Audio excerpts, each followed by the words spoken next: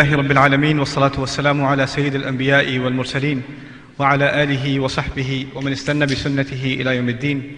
اللهم اجعلنا منهم ومن الذين آمنوا وعملوا الصالحات وتواصوا بالحق وتواصوا بالصبر آمين يا رب العالمين. ثم أما بعد. Few weeks ago, when the news of the passing of Dr. Israr Ahmed came out, I received it by means of a text message, and maybe 10 minutes before that I had just finished listening to one of his lectures on tafsir of a surah, subhanallah. So I was completely overwhelmed when I heard the news, and I've been meaning to say something about him, something just in service to what he has done for me personally and for the Muslims in general. But I want to start my comments with something on the side, inshallah ta'ala, and that is that this ummah, one of its features is that we are merciful to each other. That's one of the main qualities this ummah has, that we are merciful to each other. But unfortunately, in our times, it's okay, it's just a kid, sorry. But in our times, unfortunately, especially to those who serve the religion, like the ulama, people are the least merciful to them. Hey you over there. Shh. He's going to do it again. Whose little guy is that? Stop him. Okay, mashallah. Jazakallah khair. He's awesome though. Okay, so anyhow. So we are the least merciful to our own ulama. And what ends up happening is, our ulama end up saying something that is not agreeable to everyone, or ends up saying something that you might even call controversial. And so what we do is, in return, we forget every good thing they may have done in their life, and we hold on to that one statement, that one quote, that one paragraph, whatever they may have said, and said, oh, you're talking about that guy who did this, and because of this they may be kafir or deviant or this, or calling people to the hellfire. All kinds of filthy names will be called. And so many ulama have been demonized because of this. So many ulama in our history have been demonized by Muslims themselves. The ummah that is supposed to be known for mercy among each other is the most vicious to each other. And imagine if this person, whoever he may have been, and this is not about Dr. Israr Ahmed in particular, whoever he may have been, if he is, he's awesome. It's alright. He's enjoying the speech. Okay. You know, if that person is close to Allah and their work was acceptable to Allah, and Allah forgave whatever mistake they made, they said something in a speech or something and it was a mistake and Allah forgave it, and Allah accepted all the good deeds that they did. Imagine that you and I are hounding on this person and cursing them and publicly ridiculing them, and on the other hand Allah has forgiven him. Where do we stand with Allah Azza wa Jal? Subhanallah. That he may be counted from the awliya of Allah. We don't know. So this is something we have to be, Muslims themselves have to be very careful about. And what I've noticed, and you may differ with me, but what I've noticed is the people of knowledge, the actual scholars, are very respectful. And the people that are gangsters in the cloaks of scholars, they really are. They're mobsters, they have their mafia, they have their crowds, and they're trying to hold on to their territory. That's all it is. It's just in the name of religion. That's the only difference. Otherwise, it's no different than the mafia. These are the people that create these kinds of problems. And we should ignore that kind of rhetoric and not even respond to it. We should just ignore it as Muslims generally. Anyhow, when it comes to the work of the late Dr. Israr Ahmed, rahmahullah, he's known for predominantly two things. There's his political activism and his political thought, and then there is his Quranic work. And I'm going to dedicate this conversation, inshallah ta'ala, to his Quran-related work, inshallah. At maybe some other time we can talk about his political thought. But I think the more relevant and the more universal contribution he has to offer is his Quranic service, the service to the study of Quran that he provided. As an introduction to it, I will tell you that his study of Quran and his education of the Quran for the Muslims was divided into three parts. So you have to organize your thoughts about this man and his ideas. It's three things you have to try and remember, inshallah ta'ala. The first of them is the education of the Quran for the vast majority or the masses of Muslims. There has to be some kind of a program where all Muslims are educated about what the Quran is, what it has to say, what its message is. They have to have at least a bare minimal knowledge of the language of the Quran, so when they are standing in salah and the Quran is being recited, they know what it has to say. They identify with this book and it gives them a sense of identity. That was the first purpose and the first part of his movement. To achieve this goal, he basically engaged in two major projects. The first project is called Dawra Tarjuma Quran in Urdu, Dawra Tarjuma Quran. And this was, you know how masajid all over the world have the Taraweeh prayer during Ramadan, and people are feeling a spirit of connection with the Quran, and the average Muslim reads more Quran in that month than any other time. So he saw that as a strategic opportunity. Why not do a dars, a lecture series on the entire Quran, ayah by ayah, even if in brief translation, during that month. So for example, in Lahore, where he started this, there would be 20 Taraweeh, 20 Taraweeh of prayer, and one juz is recited or a little more. After every 4 rak'ah, he'll give a dars on everything that was recited. And then a dars, then 4 more rak'ah, and then more dars and 4 more rak'ah. So they would do 20 rak'ah of Taraweeh, and then actually go through the entire Quran in translation with brief explanation where necessary, but keep flowing. This wasn't giving a lot of detail to every ayah or a lot of depth, but at least Muslims have an overview of what the Quran says, number one. And the second benefit of this project, which is huge, is that most of us, especially even the versed or seasoned students of Quran, when we study the Quran, we study 1 ayah at a time. We study 2 ayat at a time. We study very small chunks of Quran at a time, or even a subject at a time. For example, the subject of women in the Quran, or the subject of taqwa in the Quran, or the subject of death in the Quran. So what we do is we take one subject or 1 ayah or one small piece and focus in on that. But this approach that he had, you know what it does? It gives you a taste of the Quran as a conversation, Allah speaking. Because instead of stopping at an ayah, you read the ayah and you read the ayah right after and right after and right after, and what happens is you get a sense of a flow of conversation. And a lot of times, even in translation, you will not get a taste and appreciation of the Quran as dialogue, as conversation, as you will in that program. And actually the first time I was properly introduced to the Quran was through that program, and I felt really like it was a conversation between Allah and human beings. It feels like that. And that's what Salah is supposed to feel like, by the way. Salah, the purpose of Salah is we feel like Allah is conversing with us by means of His words. But because the vast majority of Muslims don't understand the Arabic language and don't understand the language of the Quran, this was His way of compensating. That was the idea. If we can't connect to Allah with the Quran in the Salah, at least translate it and connect. The next best thing was his idea, right? So that was the first project that he started every Ramadan, and he did it tirelessly. Incidentally, I tried to do it once, like 5 years ago, 5-6 years ago in Muslim Center in Flushing. And I swear to you, I don't know how the man did it. I have no idea. I would study 8-9 hours a day and give 3.5-4 hours of lecture that night, and I would be exhausted. And he did this for 20-30 years straight without a break. Without a break, subhanAllah. I'm just baffled at how he did it every single Ramadan. I did it then and I said, man, I made this commitment, I'm going to finish it. I couldn't even stand up straight like by the end of like the 20th day of Ramadan. And at the end of it I said, I'm not doing this again. Forget it. If I do it, I'll spread it over 10 years. Right? SubhanAllah. So that's one of his great contributions. The second, this is also part of mass education for Muslims, was okay, if Muslims are not going to make the time to study the entire Quran, at least they should study about 1/10 of the Quran in depth, or a little more in depth. So he made a course. In Urdu it's called Muntakhab Nisab. It's about 70 hours of lecture in Urdu. Actually, in 44 hours of lecture in Urdu, 70 hours in English, because he spoke slower in English, right? Rahimahullah. And he took about 2.5 to 3 juz of selections from the Quran. And he said, if you study these selections properly, the purpose of them is it will give you basically a scheme, a framework of all of the subjects in the Quran. All of the subjects in the Quran. And it was based on a simple philosophy that the summary of the entire Quran rests inside Surah Al-Asr.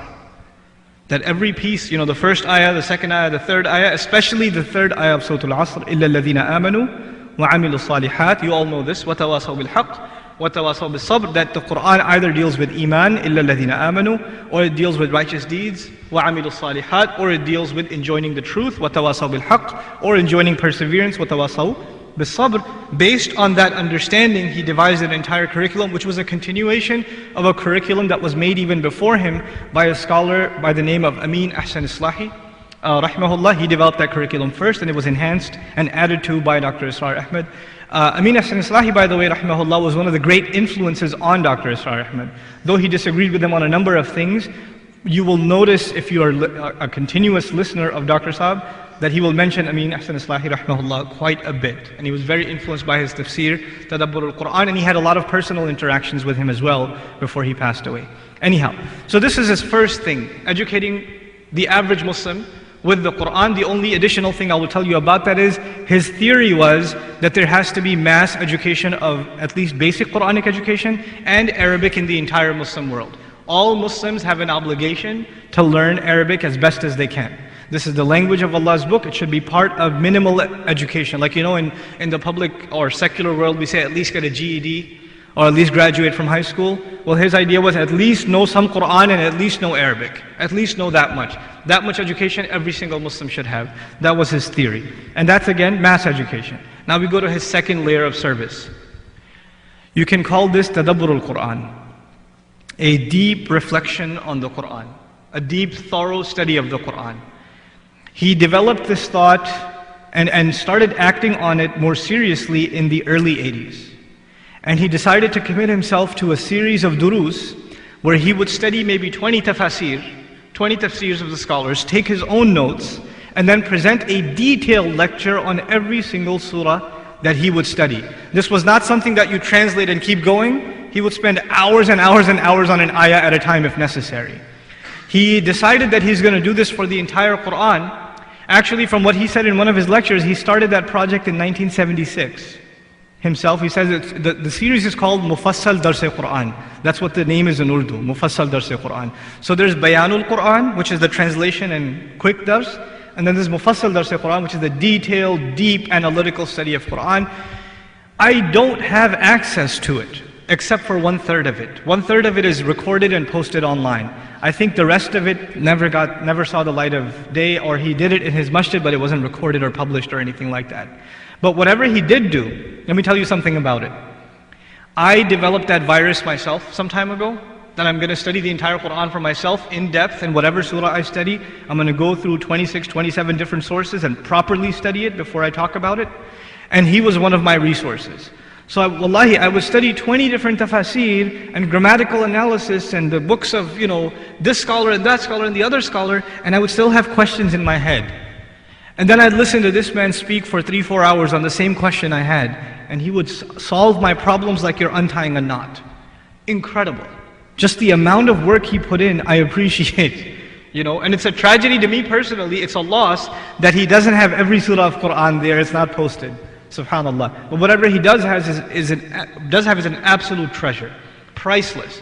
I haven't read anything in the Salaf, or even in later times by intellectuals, even though they have great contributions, that comes even close to solving the kinds of philosophical problems that he did, and the kinds of intellectual problems or historical analysis even.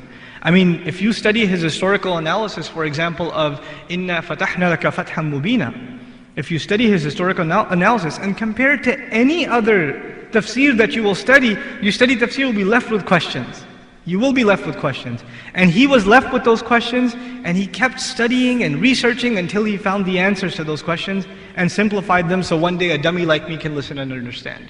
Of the many hundreds of thousands that listen and appreciate from his work. This was the second part, a deep study of the Quran, Tadabbur al-Quran. He unfortunately was not able to finish that series. Whatever he did do though, is posted on the Tanveem's website. They've posted it. It's a great contribution. Inshallah ta'ala, I hope that one day it gets translated into English, because it is an absolutely priceless treasure of Quranic studies. Now his final contribution to Quranic studies. The title he liked to give this himself was Islamic Renaissance. He called this an Islamic Renaissance. And the idea he had was that the Quran is the most sophisticated document, not just from a religious point of view, but from a justice or domestic solutions, political solutions, economic solutions. You talk about any problem that exists in the world, the Quran is the most sophisticated document that has the solutions to it. And to present that to the world, is that easy, you think? To go to an economics professor and say, you know what? All the problems of modern economy, the solutions are right here in this book. Is that easy to do? It's not. And he said, they'd probably laugh at you. If you do that, what are you talking about? You're just like those Christians who, Bible thumpers, they call it, right? So he said, in order to actually prove to the world that the Quran has the solutions to every problem humanity has ever faced, and has the guidelines to create and to live by the most harmonious society ever seen by history, what we need are scholars that have a deep study of the Quran on the one hand, and a deep study of one of the humanities on the other. And he used to talk a lot about how we are, Muslims specifically, Muslims are colonized. We were colonized, by the British and the French and the Spaniards or whatever else, right? But our lands were colonized before, but now our minds are colonized. When they left our minds as being colonized. What does that mean? That when you think about getting a good career, what do you think of? You think of some kind of technical science or some kind of, medical, technical, financial, meaning you want to be a worker in the end. You want to serve the empire, right?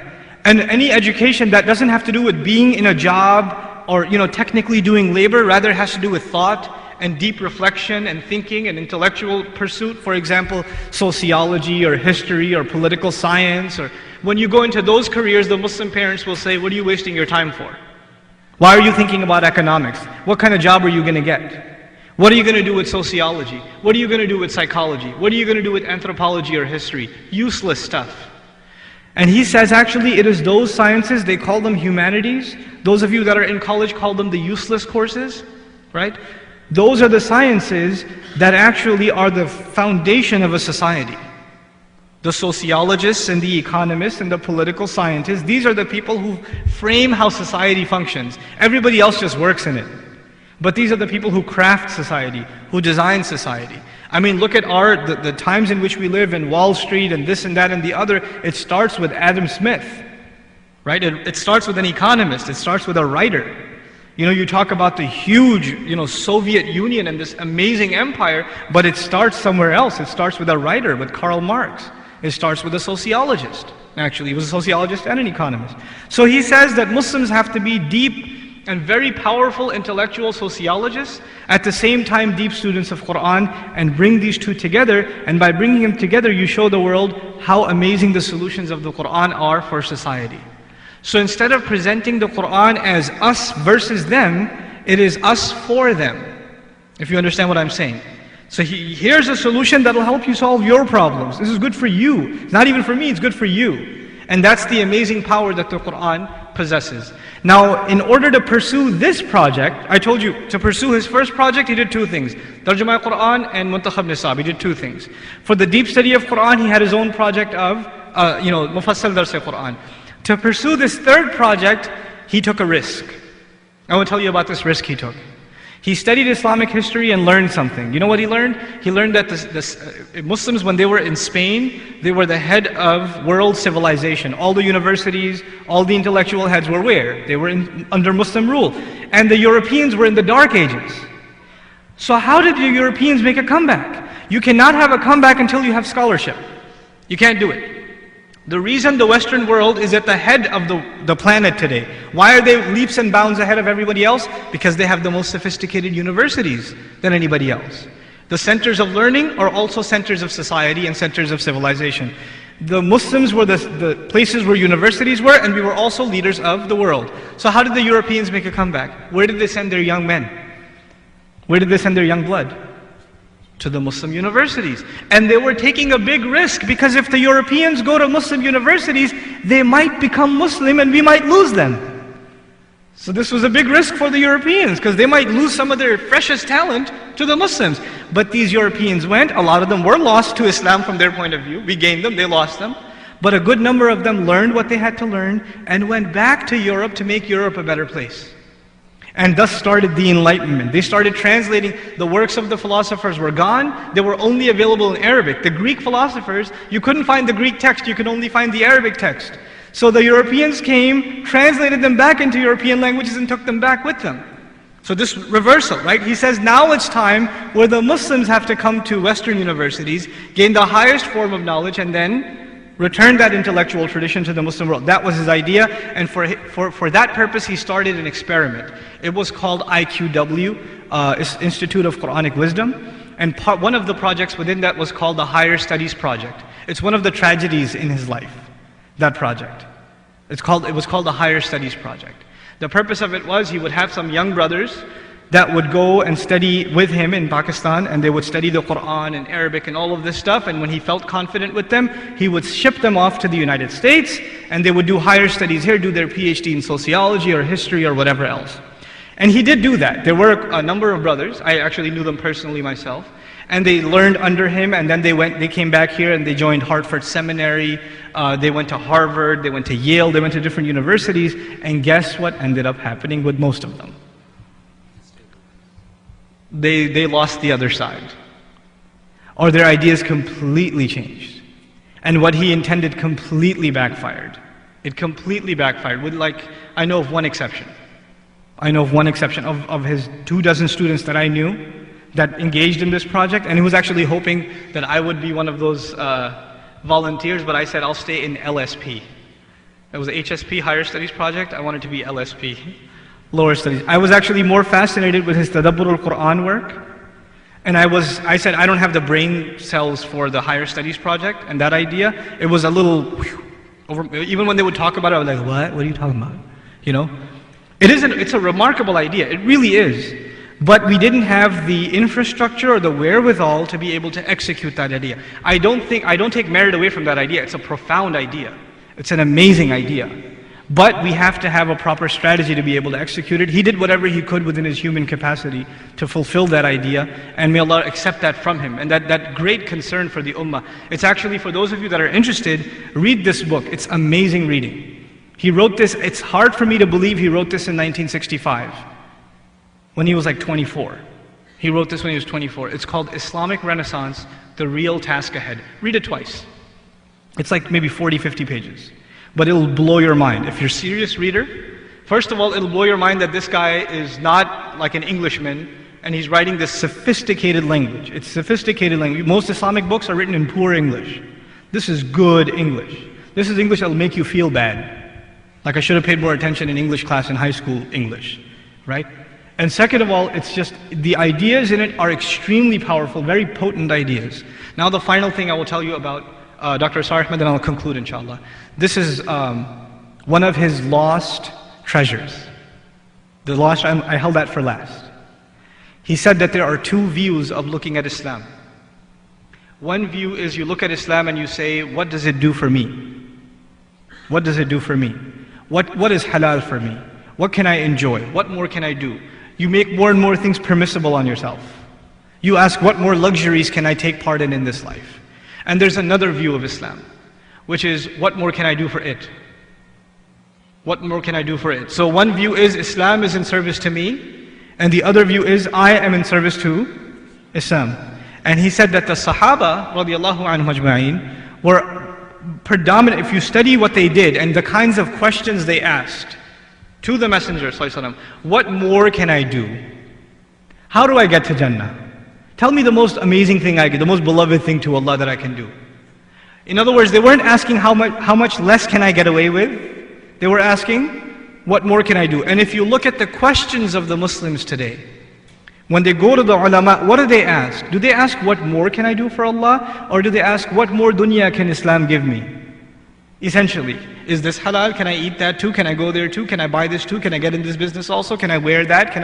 You understand? The mentality has become, I want to be served by the religion and feel good about myself and not have to feel guilty, rather than me serving myself to Islam. And in this, he had a very, I would have to say extreme opinion, but in the end I have to be jealous of him. I have to be jealous of him. Because having that extreme opinion, I don't know of anybody who could have that nowadays. I don't know. You know what his extreme opinion was? He said, until the deen of Islam needs help. He said, look around you and ask yourself the question, does the deen of Islam need help? And I don't think any Muslim would look around and say, no, deen needs no help at all. I think all of us know very well, we are living in times where the deen needs help. He says, until the answer is yes, the deen of Islam needs help, he said, you shouldn't enjoy your food. You shouldn't buy new clothes. You shouldn't get an extra car or buy a house or expand your property. Live to the bare minimum and give everything else to help Allah's deen. Until that is done, until Allah is happy that the deen is established, you shouldn't be happy. That was his opinion. And having that opinion is one thing. Living by it is something else. He would come to the United States. Scholars come from abroad, we put them up in hotels. Even I go and at a conference and they'll book me a hotel room and this and that. The guy doesn't stay at a hotel. He's sleeping on the floor in the masjid. He's sleeping at somebody's house on the floor. And he's eating like simple meals. And he's dressing in the same clothes. He's got 2 pairs of clothes. One is in the wash and the other he's wearing. That's what he's wearing for 2 months, 3 months in a stretch. Subhanallah. It is one thing to say, I'm not going to enjoy life, I'm going to give everything to it. It's one thing to say that. But it's another to do that. Even go visit his institute in Lahore, which I never had the fortune of visiting, but my friends and colleagues did. How is he living? What kind of life is he living? Subhanallah. It's a remarkable thing to have people that not only say that, but put literally what they say, put your money where your mouth is. You know? And he was expecting that from Muslims. It's a very high expectation. We're barely holding on to the fard, the minimal fard, and here he was saying, give everything up for the sake of this deen, put everything into it. The Urdu expression was, tan man dhan laga do. He would say it all the time. He would say it all the time. He said, forget about everything else, the deen needs your help. That was his calling. And I know that this is not the position of the majority of theologians, that they say the Muslim, it's okay for you to have extra pairs of clothes or whatever else, and you don't have to be that extreme. And I say that fine, it is, if you compare it to the vast majority of scholars, it is extreme. But man, I'm still jealous. To want akhirah that bad and to let go of dunya that strongly, that's something we have to admire. It really is. And in that sense, I feel of all his contributions, it is that idea that he lived by, that he presented constantly, that he educated people with. That idea alone makes me think it's a huge loss to the ummah. That we have a person like that and a fire like that was burning in his heart, that is now gone. And I pray that Allah Azza wa Jal blesses our efforts, and those of us that were in whatever small capacity, his students, or were fortunate to take benefit from his thought, his ideas, his durus, his lessons, I pray that we're able to do some justice to what we learned, and to be able to present something from the Quran in that light. I want to tell you in the end 2 things, inshallah, and I'm done. The first of them is, this happened about a year ago. I decided for myself, I told you, to study Quran in depth, and alhamdulillah I have a partner with me now. And our intention is to do a detailed study of the Quran and present it in tafsir for English-speaking audiences based on whatever he did, but additional resources also, classical tafsir, the works of Mutawalli al-Sha'arawi rahimahullah, Dr. Fadil Salih al-Samarra'i, other intellectuals of our time that have done great work in Quranic studies. And whatever we have presented so far, we've posted up on our website as a free service. The tafsir lectures, that whatever we've done so far. I started this about a year and 2-3 months ago. And I've finished Juz Amma so far. So I just finished Juz Amma like 2-3 weeks ago, and I'm taking a break, and then I'm going to go back and start from Surah Yasin. But my colleague who's here visiting also from Texas, Sheikh Abdul Nasri, sitting among you actually, he started Just Tabarak.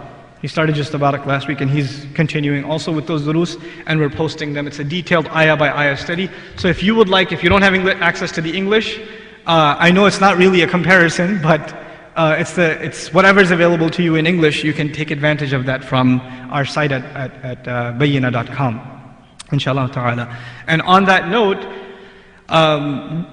2 things I took from him: Quranic studies and Arabic. And inshallah ta'ala, this summer there is an Arabic program coming from our institute to New York. It's not coming here to Bayshore, it's coming to Muslim Center in Flushing, and my colleague Abdul Nasser will be teaching it, so I'm going to ask him to talk about it for about 5 minutes. Jazakumullahu khairan for listening. I should just talk about it? I should? You sure? Okay. That is Sheikh Abdul Nasser, by the way. Yes, I think we should. I think we really should. Yeah, you came to New York, but you have to listen. I'm sorry. That's your